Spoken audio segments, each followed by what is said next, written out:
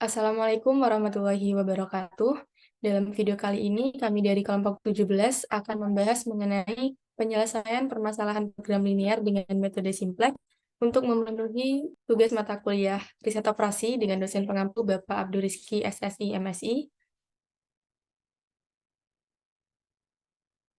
Sebelum itu, izinkan kami dari kelompok 17 untuk memperkenalkan diri. Saya sendiri, Wildanun Amalia, dengan NIM 211810101070, dan rekan saya, Saya Eva Doriva dengan NIM 211810101066.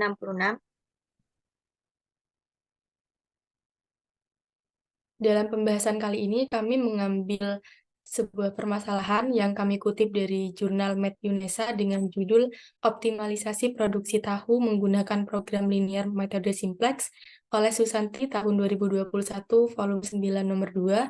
Rumah produksi tahu milik Pak Sud memproduksi dua jenis tahu, yaitu tahu putih dan tahu takwa.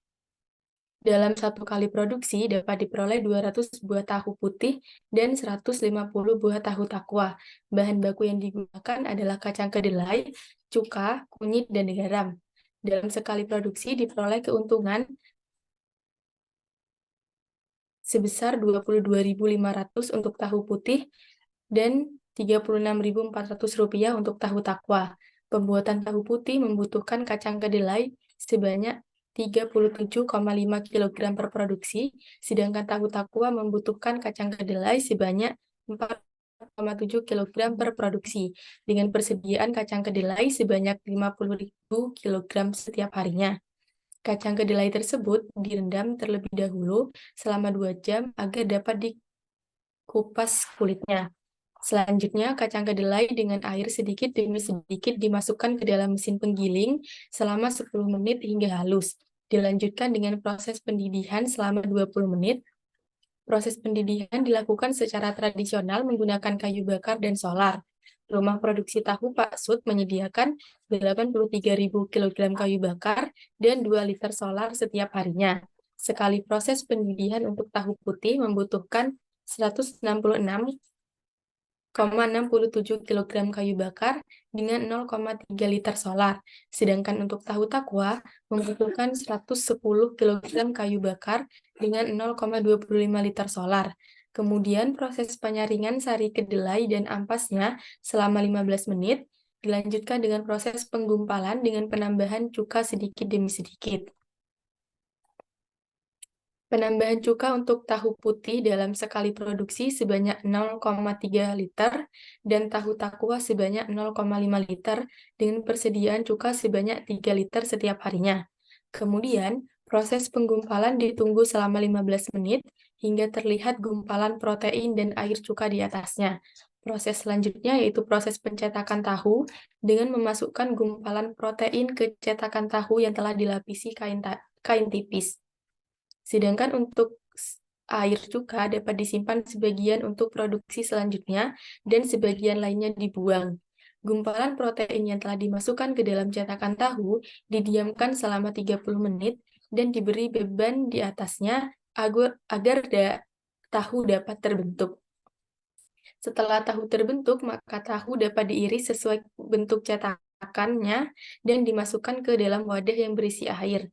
Akan tetapi, khusus untuk tahu takwa masih ada proses selanjutnya, yaitu setelah diiris, lalu didiamkan selama 45 menit, lalu direbus ke dalam air perasan kunyit dan garam selama 15 menit.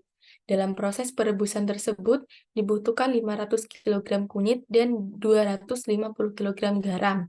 Persediaan kunyit dan garam dalam rumah produksi tahu Pak Sud masing-masing adalah sebanyak 2.000 kg dan 1.000 kg setiap harinya. Rumah produksi tahu Pak Sud beroperasi selama 10 jam per hari dan paling banyak memperoleh 1.000 buah tahu per hari. Dari permasalahan tersebut dapat kita peroleh data pada tabel berikut ini, di mana untuk kacang kedelai yang dibutuhkan untuk tahu putih sebanyak 37,5 kg dan tahu sebanyak 46,7 kg dengan persediaan 5.000 kg, kayu bakar sebanyak 166,67 kg untuk tahu putih, dan 110 kg untuk tahu takwa dengan persediaan sebanyak 83.000 kg. Untuk bahan solar sebanyak 0,3 liter untuk tahu putih dan 0,25 liter untuk tahu takwa dengan persediaan 2 liter. Lalu untuk cuka sebanyak 0,3 liter untuk tahu putih dan 0,5 liter untuk tahu takwa dengan persediaan sebanyak 3 liter. Lalu untuk kunyit, untuk tahu takwa sebanyak 500 kg dengan persediaan 2000 kg. Lalu garam, untuk tahu takwa sebanyak 250 kg dengan persediaan 1000 kg. Lalu kapasitas produksi untuk tahu putih itu sebanyak 200 dan tahu takwa sebanyak 150 dengan maksimal produksinya itu 1000. Lalu untuk waktu pengerjaannya ini, untuk tahu putih dimulai dari penggilingan selama 10 menit, pendidihan 20 menit, penyaringan 15 menit, penggumpalan 15 menit, pencetakan 30 menit, sehingga total adalah 90 menit atau 1,5 jam.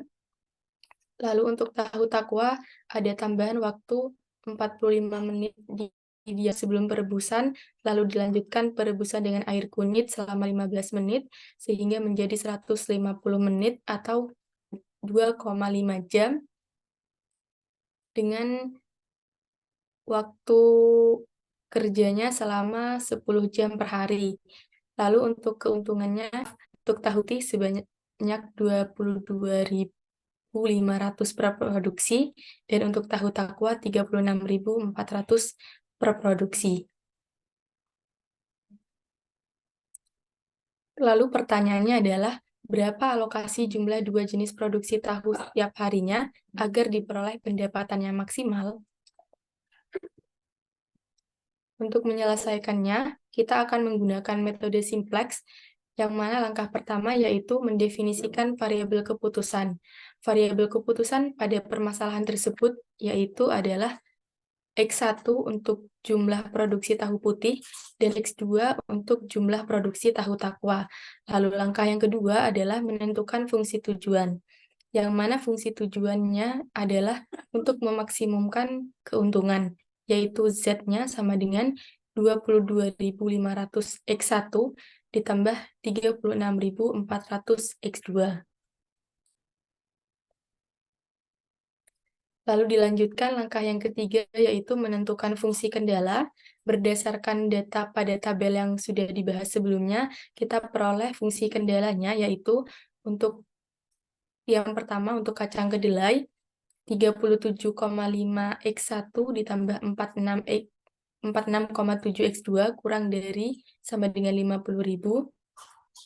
Lalu yang kedua, untuk persediaan kayu bakar sebanyak 166,7 X1 ditambah 110 X2 kurang dari sama dengan 83.000. Lalu yang ketiga untuk solar 0,3 X1 ditambah 0,25 X2 kurang dari sama dengan 2. Lalu cuka 0,3 X1 ditambah 0,5 X2 kurang dari sama dengan 3. Untuk kunyit 500 X2 kurang dari sama dengan 2000. Lalu garam 250 X2 kurang dari sama dengan 10.000. Kapasitas produksi 200 X1 ditambah 150 X2 kurang dari sama dengan 10.000. Untuk pengerjaan 1,5 X1 ditambah 2,5 X2 kurang dari sama dengan 10, dan batasan negatifnya X1 dan X2 lebih dari sama dengan 0. Lalu langkah yang keempat yaitu mengubah ke dalam bentuk standar, yaitu mengubah ke dalam persamaan menggunakan slack variable atau variabel pengetat.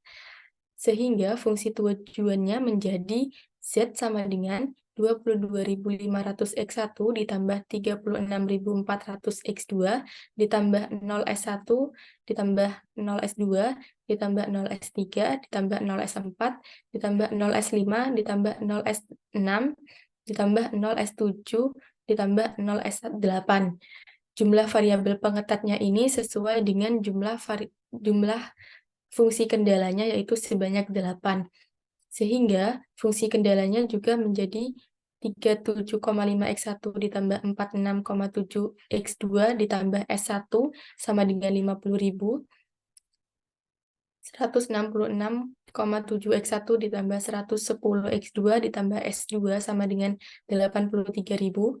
0,3 X1 ditambah 0,25 X2 ditambah S3 sama dengan 2. 0,3 X1 ditambah 0,5 X2 ditambah S4 sama dengan 3. 500 X2 ditambah S5 sama dengan 2000. 250 X2 ditambah S6 sama dengan 1000. 200 X1 ditambah 150 X2 ditambah S7 sama dengan 10.000. 1000. 1,5 X1 ditambah 2,5 X2 ditambah S8 sama dengan 10. Dan X1, X2, S1, S2, S3, S4, S5, S6, S7, S8 lebih dari sama dengan 0.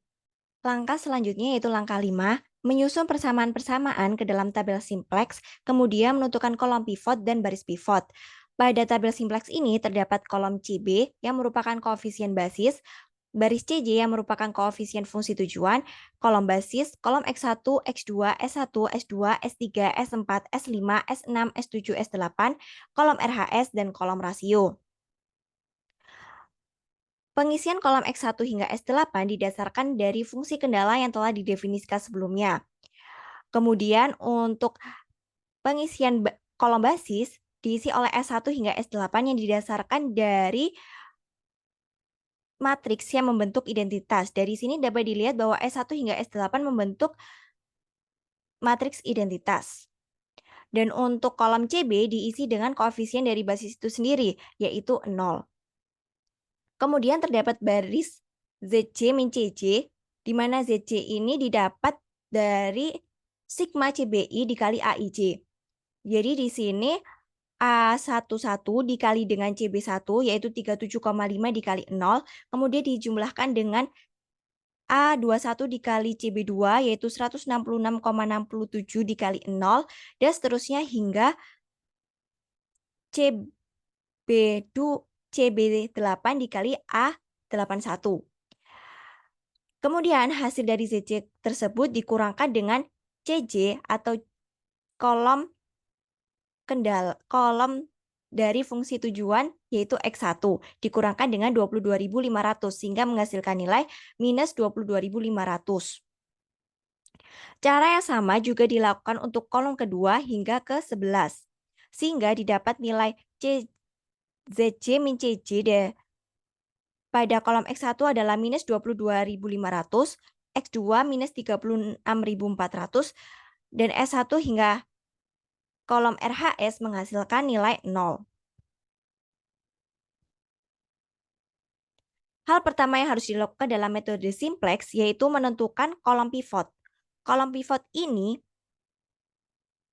didapat dari nilai ZC min CJ yang paling negatif. Dalam tabel tersebut terlihat bahwa nilai yang paling negatif pada baris ZC min CJ yaitu pada kolom X2 dengan nilai minus 36.400, sehingga kolom pivot terletak pada kolom X2. Langkah selanjutnya yaitu menentukan baris pivot. Penentuan tersebut dilakukan dengan melihat dari nilai rasionya. Nah, nilai rasio ini didapat dari RHS dikurangkan dengan kolom pivot. Jadi RHS pada baris pertama itu dibagi dengan kolom pivot baris pertama. Jadi 5.000 dibagi 46,7 menghasilkan nilai 1070,663812. Kemudian 83.000 dibagi dengan 110 menghasilkan nilai 754,5454545 dan seterusnya hingga S8. Kemudian dari kolom rasio ini dicari nilai non negatif yang terkecil. Nilai non negatif terkecil yaitu adalah 4. Terdapat 3 baris yaitu S5, S6, dan juga S8. Dari ketiga baris ini dipilih salah satu untuk menjadi baris pivotnya. Kami memilih S5 sebagai baris pivot. Nah, setelah mendapatkan kolom dan baris pivot ini, maka tabel dapat dilakukan proses OBE.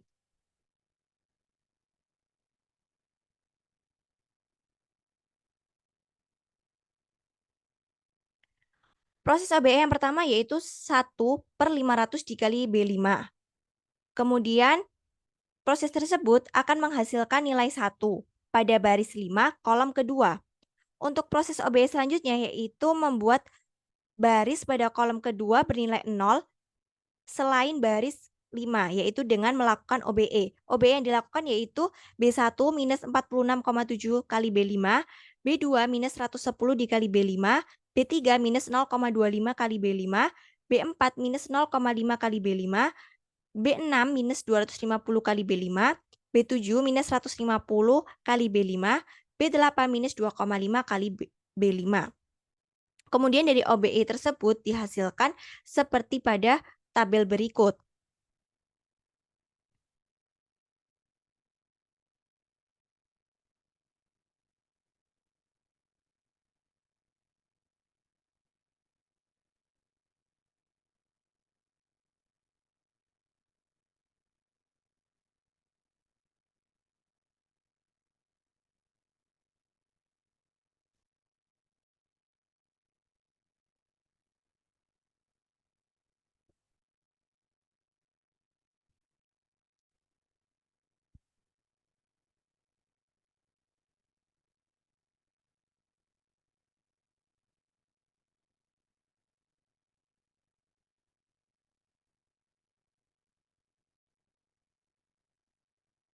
Hasil tabel setelah di OBE ditunjukkan pada slide berikut.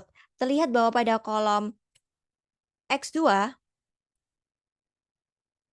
semua baris sudah berisi 0 kecuali pada baris kelima. Dan pada kolom baris kelima ini, basisnya berubah menjadi X2 karena pada kolom X2 telah menjadi matriks identitas. Oleh karena basisnya itu X2, maka koefisien basis otomatis juga berubah dengan diisi dengan nilai 36.400. Kemudian cara yang sama seperti dengan langkah 5, yaitu kita mencari nilai dari ZC min CJ-nya dulu. Dengan mengalihkan A11 dikali dengan CB1. Dan menghasilkan kolom X1 minus 22.500, kolom X2 hingga S4 menghasilkan nilai 0, kolom S5 menghasilkan nilai 72,8, dan RHS menghasilkan nilai 145.600. Nah, dari baris ZC min CJ ini masih didapatkan nilai minus pada baris tersebut. Sehingga hal tersebut menunjukkan bahwa tabel masih belum optimum dan perlu dilanjutkan OBE lagi. Hal yang sama dilakukan yaitu mencari dari kolom pivot itu didapat dari nilai yang paling negatif. Di sini yang nilai paling negatif adalah minus 22.500 pada kolom X1, sehingga kolom pivot untuk langkah ke-6 ini adalah X1. Selanjutnya mencari baris pivot dengan menghitung rasionya dulu.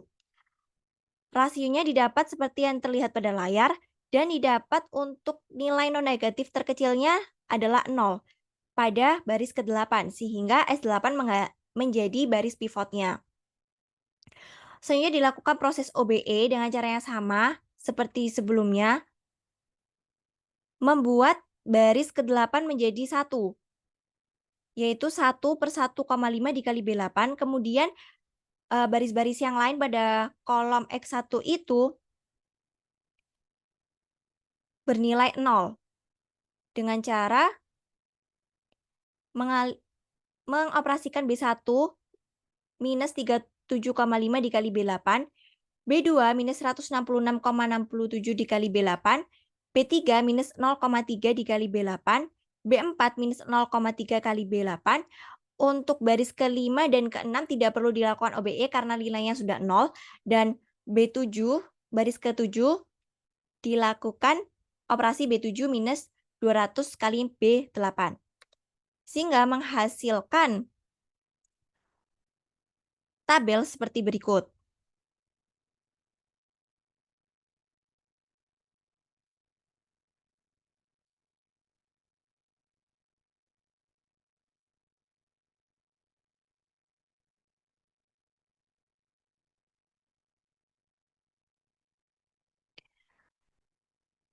Dari sini juga terlihat pada kolom X1 sudah menjadi matriks identitas dengan X1-nya bernilai 1 dan baris-baris yang lain sudah bernilai 0.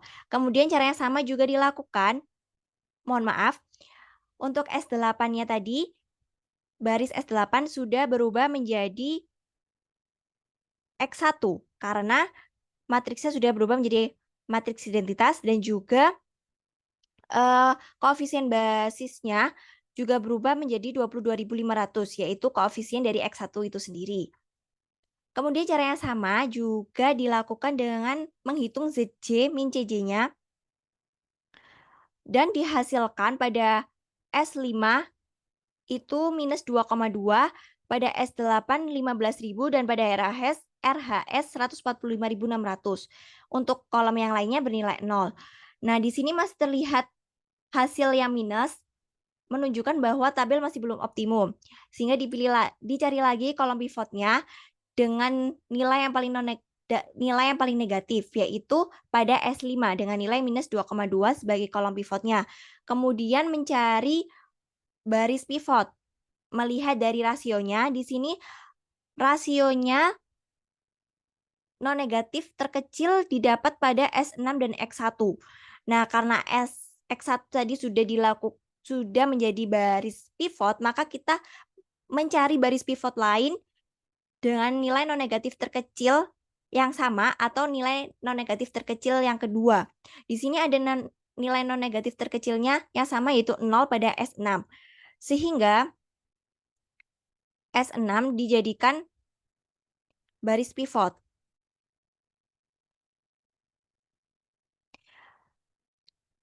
Lalu dilanjutkan dengan proses OBE.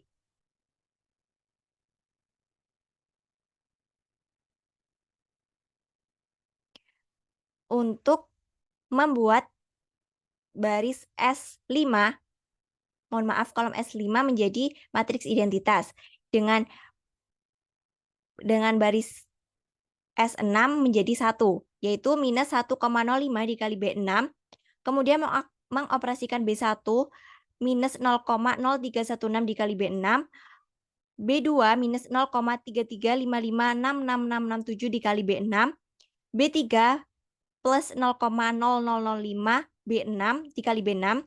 Kemudian untuk baris keempat tidak perlu karena sudah menghasilkan nilai 0, lalu di baris 5 mengoperasikan B5 minus 0,002 kali B6, B7 minus 0,366667 kali B6, dan B8 ditambah dengan 0,00333 dikali B5.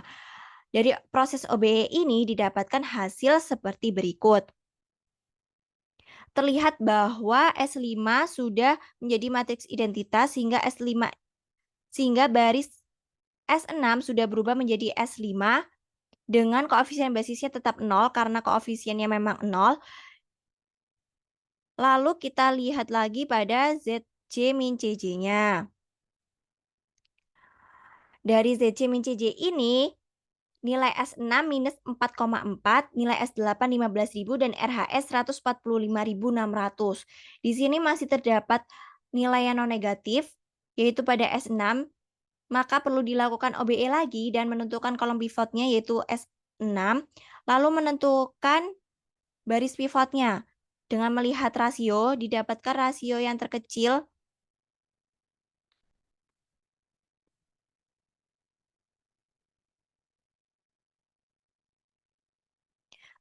terkecil adalah 0. Akan tetapi 0 ini berada di baris kelima. Mohon maaf, baris ke-6 yang sudah dilakukan basis pivot sebelumnya dan telah dilakukan OBE. Sehingga pilih baris lain yang lebih kecil. Mohon maaf, yang non negatif terkecil selanjutnya. Di sini nilai non negatif terkecil selanjutnya ada 545,4545455. Jadi di sini kami menggunakan S7 sebagai basis pivotnya.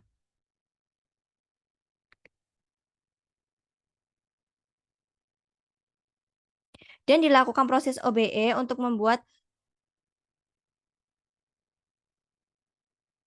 kolom 6 baris ke-7 menjadi 1, yaitu 1/0,73333 dikali B7, kemudian mengoperasikan baris yang lainnya pada kolom 6 untuk menghasilkan nilai 0, yaitu B1 minus 0,0632 kali B7, B2 minus 0,671134 kali B7, B3 minus 0,001 kali B7, kemudian B4 tidak perlu dilakukan OBE, B5 minus 0,004 kali B7, B6 plus 2 kali B7, dan B8 plus 0,06667 B7. Dari proses tersebut dihasilkan tabel seperti berikut. Dapat dilihat bahwa S6 juga sudah berpindah ke kolom basis S6 dan koefisien basisnya tetap yaitu 0. Selanjutnya kita melihat lagi hasil ZC min CJ-nya.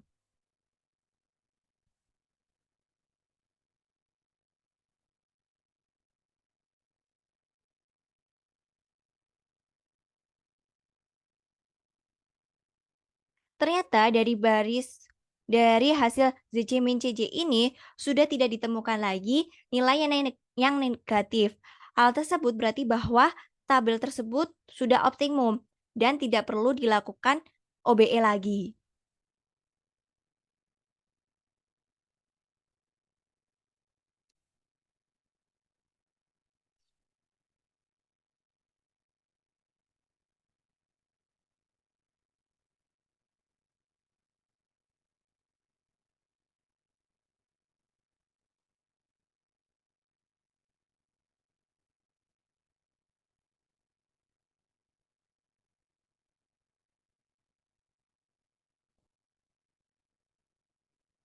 Sehingga didapatkan solusi seperti pada tabel berikut, di mana karena tidak perlu melakukan OBE, jadi tidak perlu untuk mencari nilai rasionya lagi, dan di sini didapat nilai X2 itu adalah 1,818181818 dan nilai X1 adalah 3,636336363. Dari situ didapatkan nilai RHS-nya atau ZC-nya itu adalah 148.000. Sehingga didapatkan solusi untuk pembulatannya untuk X1 adalah 3,64 dan X2 1,82. Untuk basis S1 hingga S8 yaitu 0.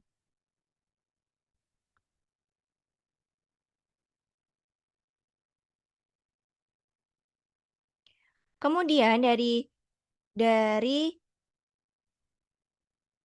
X1 dari basis-basis ini bisa dimasukkan ke fungsi tujuannya tadi, yaitu 22.500 kali X1 plus 36.400 kali X2 plus 0 S1 plus 0 S2 plus 0 S3 plus 0 S4 plus 0 S5 plus 0 S6 plus 0 S7 plus 0 S8. Dimasukkan nilai masing-masingnya dan didapatkan nilai Z adalah 148.000.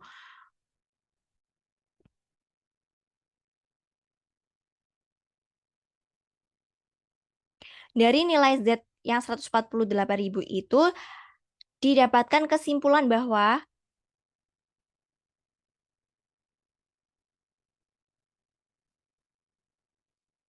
kondisi